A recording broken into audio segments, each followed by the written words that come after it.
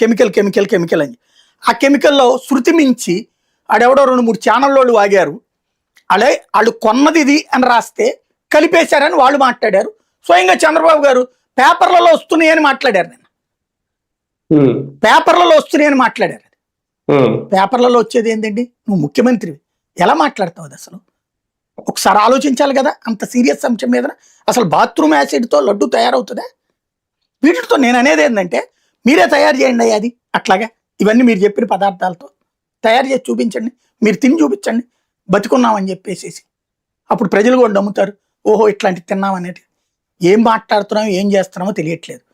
ఇంకొక పాయింట్ ఏంటి ఇక్కడ, ఇప్పుడు సిట్ తీసుకోమన్న యాక్షన్ తీసుకోమన్న వాళ్ళలో ధర్మారెడ్డి జగన్ టైంలో మనిషి, మిగతా ఇద్దరు ఎవరు?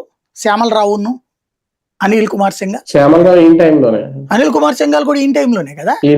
అంతకు ముందు అనిల్ కుమార్ సింఘాల్ తెలుగుదేశం హయాంలోనే ఈవో, ఆయన కొనసాగించాడు జగన్.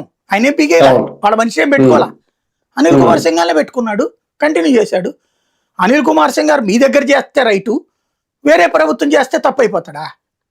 శ్యామలరావే కదా ఇది బయటకు చెప్పి ఆ రోజున డాల్డా అని చెప్పాడు ఆయన. లేదు లేదు జంతుకోవని ఈయన చెప్పారు. చివరికి ఆయన్ని నిదానంగా పక్కన పెట్టారు. ఇప్పుడు ప్రక్షాళన మేము వాళ్ళతో చేశామని చెప్తున్నారు, శ్యామలరావును అనిల్ కుమార్ సింఘాల్తో.